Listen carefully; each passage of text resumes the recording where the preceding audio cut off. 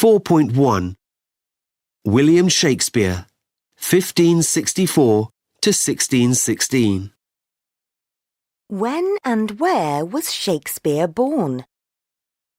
Shakespeare was born in April 1564 in Stratford-upon-Avon.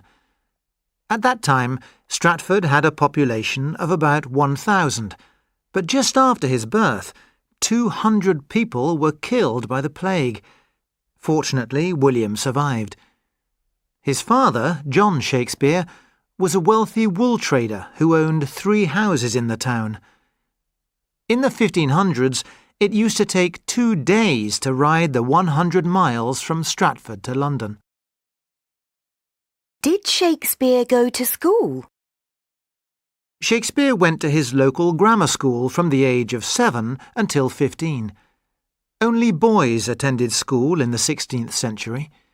They were taught Latin and had to memorize stories from history.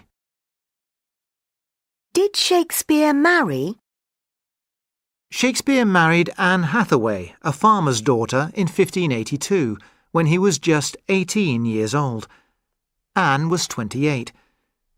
They had 3 children, Susanna in 1583, and twins, Judith and Hamnet, in 1585. Hamnet died of the Black Plague in 1596, when Shakespeare was living and working in London. What did Shakespeare do in London? He came to London in about 1590, and by 1592 he had become a well-known actor and playwright. One of his first plays, Henry VI, was performed in the Rose Theatre in 1591. Then, for 2 years, from 1592 to 1594, theatres were closed because of the plague. This was when Shakespeare wrote most of his poetry. Most of his 37 plays were written between 1594 and 1613, after he had joined an acting company called the Lord Chamberlain's Men. The actors often used to perform for Elizabeth I. In 1597, they bought £10 shares in a new theatre, the Globe. This theatre was, and still is, a huge success. Did Shakespeare ever visit Italy? 6 of Shakespeare's plays have an Italian background, including Romeo and Juliet and The Merchant of Venice. Because of this, many people believed that he had visited Italy, but there is no evidence of this. Was Shakespeare famous in his own lifetime? When did he die? He was famous during his lifetime. His plays and poems were held in high regard by other writers. He died on April the 23rd, 1616, in Stratford, and he was buried in Holy Trinity Church. It surprises many people that, in his will, the only thing he left his unfortunate wife was their second-best bed. 4.2 I didn't do much. 1. What did you do last night? I didn't do much. Just made myself something to eat, watched telly for a bit, and then bed by 10. I had an early night. I was asleep by 11. Boring. 2. What did you do last night? I went to my yoga class. It does me good after a day's work. Then some of us went for a drink. I got home about 9 and did a bit of online shopping. Just supermarket stuff. And that was it. 3. What did you do last night? I went to see a film with a couple of friends, the latest James Bond. It wasn't really my kind of thing. I liked the previous one better. Then I missed my train, so I didn't get home till after midnight. Not the best of nights for me. 4. What did you do last night? Well, that's easy. What I do every night. Studied till after midnight. I even took my laptop to bed. I've got a major exam coming up. Oh boy, I'm going to be out every night when it's all over. 4.3. How Shakespeare caused an air crash. On October the 4th, 1960, a Lockheed Electra plane was taking off from Boston Airport in the US when a flock of about 20,000 starlings suddenly flew into its path.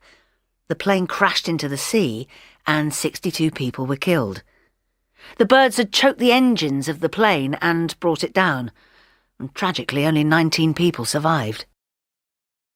So, what is the link to Shakespeare? The starling is not a species of bird that's native to North America. Starlings were introduced in 1890 by a New Yorker called Eugene Schieffelin. Schieffelin was not only interested in birds, he was obsessed with Shakespeare. He'd made a list of all the songbirds mentioned in Shakespeare's plays and poetry, and he wanted to introduce these birds to Central Park in New York. This he did. But some birds, such as thrushes and blackbirds, found it difficult to survive. Others, however, particularly the starlings, thrived, and by the 1940s they had spread across America from California to Alaska. They formed gigantic flocks of up to 1 million birds, and many native species, such as bluebirds and woodpeckers, were driven out. Schieffelin's romantic gesture not only caused an air crash, but an ecological disaster too. So, where does Shakespeare mention starlings? In all of his 37 plays and 154 poems, there is only one brief reference, and that's in Henry IV, Part 1. 4.4. Spelling and pronunciation. Good. Food. Blood. Enough. Through. Cough. Bought. 4.5. Which words rhyme? 1, Love. Move. Glove. 2, Some. Come. Home. 3, Pair. Dear. Fear. 4, Lost. Most. Post. 5, Death. Breath. Beneath. 6, Boot. Shoot. Foot. 7, 8.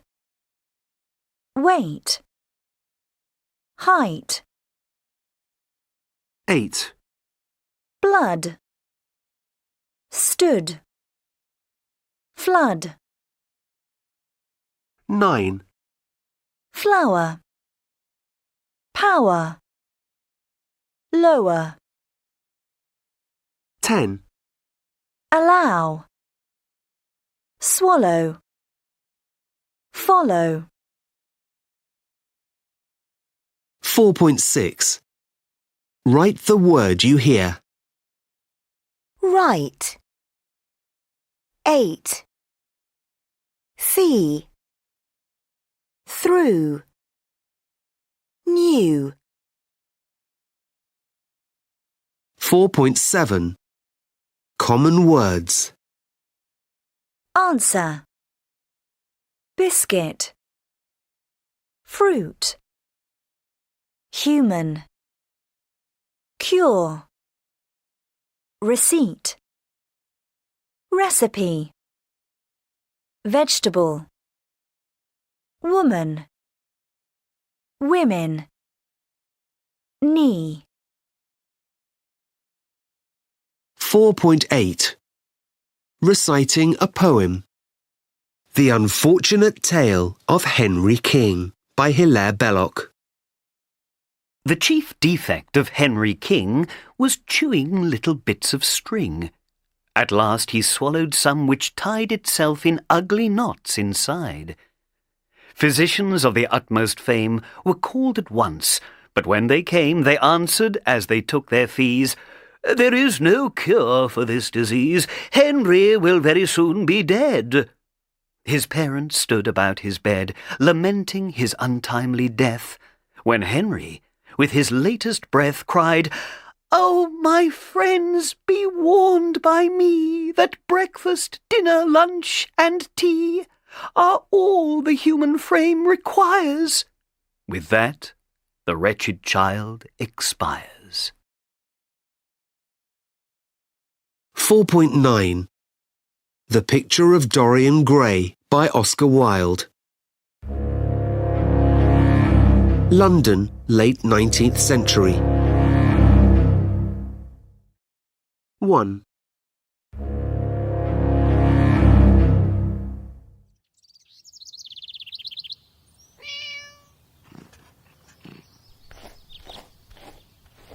Basil Hallward was working in his studio on a portrait of a beautiful young man when he was visited by his pleasure-loving friend, Lord Henry Wotton. Henry was very impressed by the portrait and wanted to meet this charming youth, Dorian Gray. This worried Basil.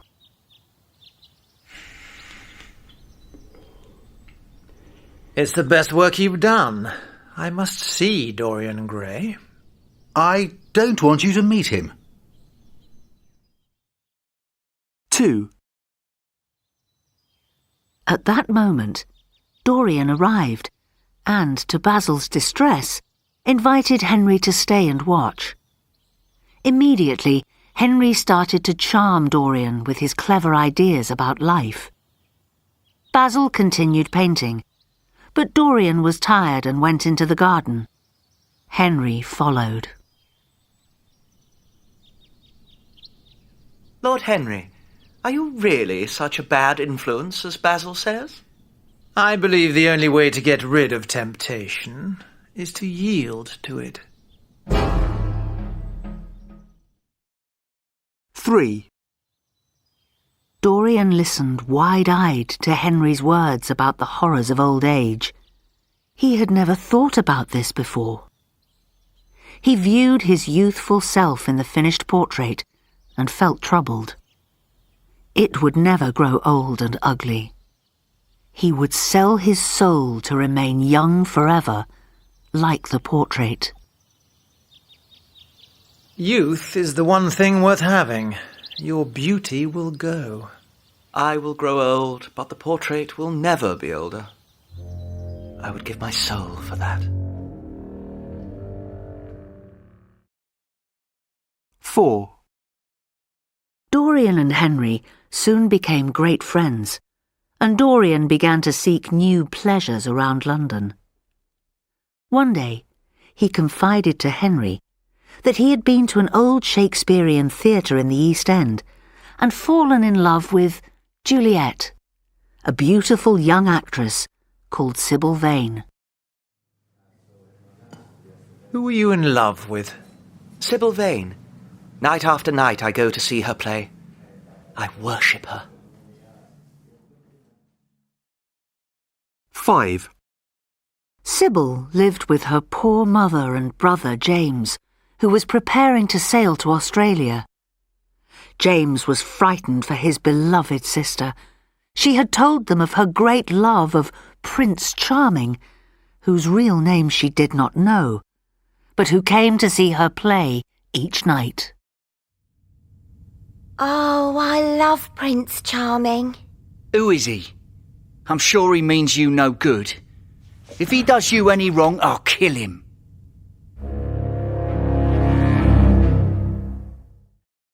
6. Finally, Dorian asked Sybil to marry him.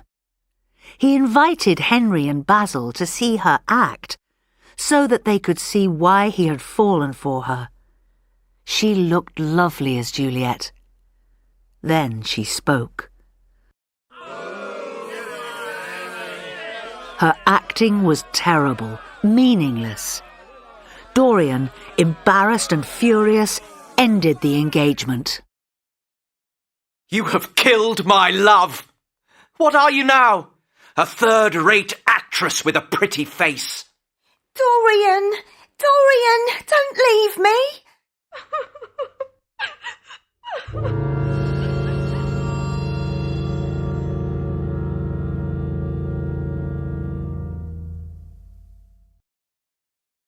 (4.10) 7. Dorian left Sybil and walked the streets. Arriving home at dawn, his eye caught the portrait and he jumped back in horror.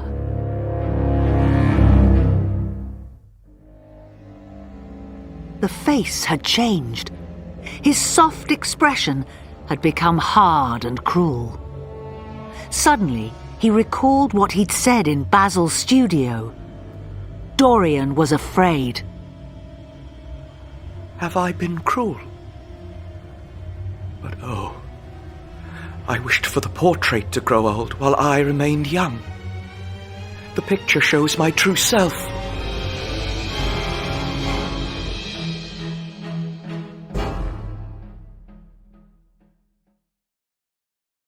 (8) Next day, Dorian approached the portrait, sick with fear.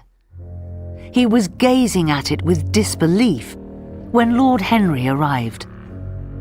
Dorian told him that he'd now decided to marry Sybil after all. Henry gasped. Dorian hadn't received his note. Sybil was dead. I can't bear the idea of my soul being hideous. I will marry Sybil. Oh, Dorian, Sybil is dead. Dead? Sybil dead? It's a horrible lie!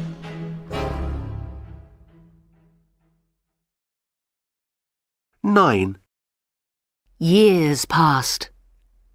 Dorian tried to drown his guilt in a life of pleasure and scandal. Basil came to confront him about his evil ways and reacted with horror when Dorian revealed the now hideous portrait. In a fit of rage, Dorian blamed Basil for all his suffering and stabbed his friend to death. I don't believe it's my picture. It has the eyes of the devil. I want the Dorian Gray I used to paint. It's too late, Basil.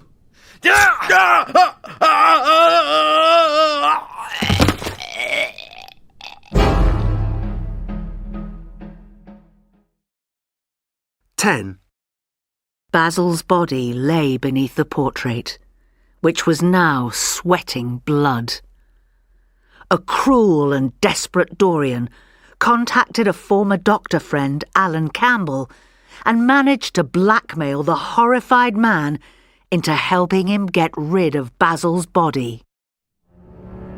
What devil's work are you up to now? Alan, I had to kill him. He made me suffer. You are mad, Dorian.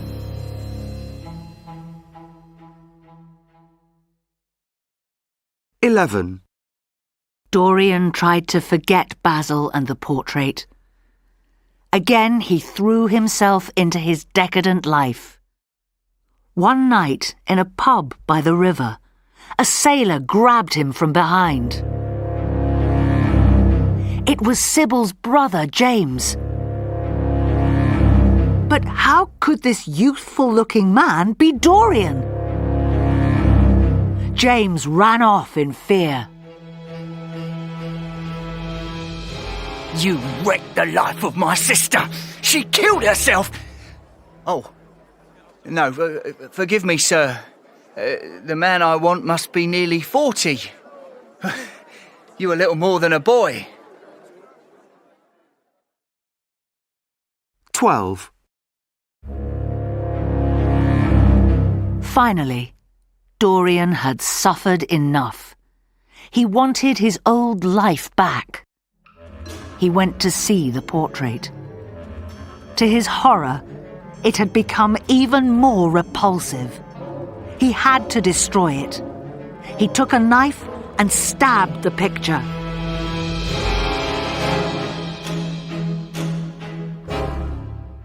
The police found the body of an ugly, wrinkled old man beneath a perfect portrait. I will kill the past. I will be free.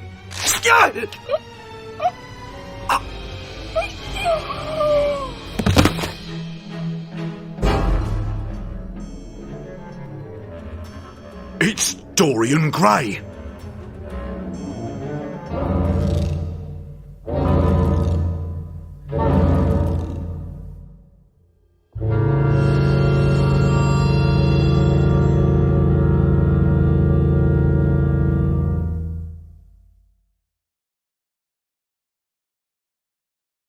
.11 Once upon a time, Richard and Ian.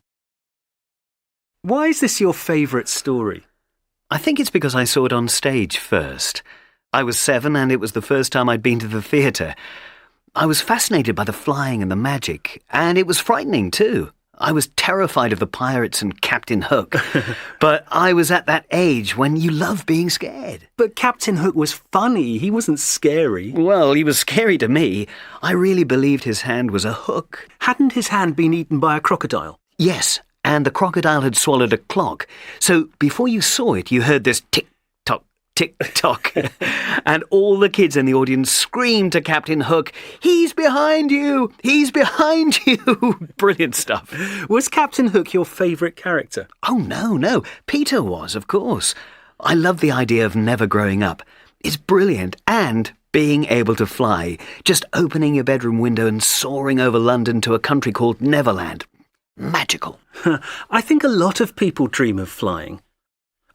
Didn't Peter have this really naughty fairy? What was her name again? Tinkerbell. Ah. I liked her. She was so cheeky, really rude. And she hated Wendy. Remember Wendy? Tinkerbell was jealous because Peter loved Wendy. Actually, I wasn't too keen on Wendy either, or her brothers. John and Michael. Yeah, that's right.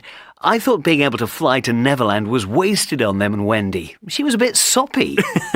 And the dog. What about the dog? Nana. Oh, I loved Nana. Poor dog. She was looking after the children when Peter taught them to fly and took them away. Do you know, I read the story now to my own kids, and they love it just as much as I did. Actually, I think I understand it more as a grown-up. Why's that? Well, I think growing up is quite a scary thing to do. Childhood is safe, no responsibility. Being an adult is tough. I think a lot of people would like to stay young forever. True. Some people never grow up, do they? I suppose that's why it's called Neverland. Beth and Anna. I think I remember this story. I think my dad read it to me at bedtime. My dad read it to me too, and I've just read it to my 4-year-old daughter. It was my favourite when I was little, and now it's her favourite too. Did you like it when you were a child? Well, I used to love any story with princes and princesses who lived happily ever after. But actually, this is a dark story. It's really sad and it's cruel. And the Wicked Witch is really wicked. Wasn't it about a married couple who were longing for a baby? That's right. And then, when they finally had a baby, a wicked witch whisked it away. Yeah, but only because the wife's husband had stolen salad stuff from the witch's garden. Oh, I'd forgotten that. Yeah. The wife craved lettuce, presumably because she was pregnant. And the husband was caught stealing it, so the witch took the baby, a girl, and when she became 16, locked her up at the top of a tower without any door or any stairs. So, how did the witch get her into the tower in the first place? You're too logical. Don't ask difficult questions. Anyway, the girl had beautiful, thick, long, very long blonde hair, and she used to throw it out of the window so... So there was a window? Yeah, one window. So the witch used to call, "Rapunzel, Rapunzel, let down your hair," and then climb up the hair to the girl. Oh, wow! Then one day... I know. One day, a handsome prince came riding by on a white horse and saved the girl, and she became a princess and they lived happily ever after. No, you're going too fast. Oh. The witch discovered the prince and threw him out of the window. He didn't die, but he was blinded and spent years wandering around. What about the girl? The witch took her to a desert. And finally, the prince heard her singing. They met, and her tears fell on his eyes, and... Don't tell me. He could see again. And they went off together to his castle, got married, and lived happily ever after. You got it. 4.12 Giving opinions. So, what do you think of the latest Bond movie? It's really great, isn't it? Definitely. I think it's absolutely fantastic. Do you think so? I'm not so sure. It wasn't as good as the last one. Oh, yes, it was. I thought it was much more exciting. It was okay, but it wasn't that good. My favourite will always be Skyfall. Why? Because Daniel Craig was Bond? No, of course not. But he does make a pretty good Bond, doesn't he? Pretty good. He's absolutely brilliant. Yeah, he's a cool guy. Do you two have a favourite Bond? Me? No, not really. They're all so different. For me, it's Sean Connery. Surely he's the best. He's the original. I've got the whole box set of all the Bond movies, and he was definitely the best. I totally agree. He's the definitive James Bond. I love his Scottish accent. Well, I do too, but you're only saying he's the best because he was the first. Who do you think the next Bond will be? I've no idea. Maybe they'll have a female Bond one day. Jemima Bond. Now that's something I could be really enthusiastic about. Dum de dum dum dum dum dum dum de dum dum dum dum dum da da da. Jemima Bond saves the world. 4.13 It's great, isn't it? He does make a pretty good Bond, doesn't he? 4.14 Question tags. 1. We had a great time in New York, didn't we? We did. It was amazing. 2. But the weather wasn't that good, was it? It wasn't that bad. 3. New Yorkers lead very busy lives, don't they? Indeed they do. 4. Our friends took us to a fabulous show on Broadway, didn't they? They did. I just loved it. 5. We'd never been to a musical before, had we? Well, actually, I had. I went once in London. 6. I lost my passport. I'm such an idiot, aren't I? Well, you're certainly good at losing things. 4.15 Making opinions stronger. 1. He was pretty good in the role. Pretty good? He was absolutely wonderful. 2.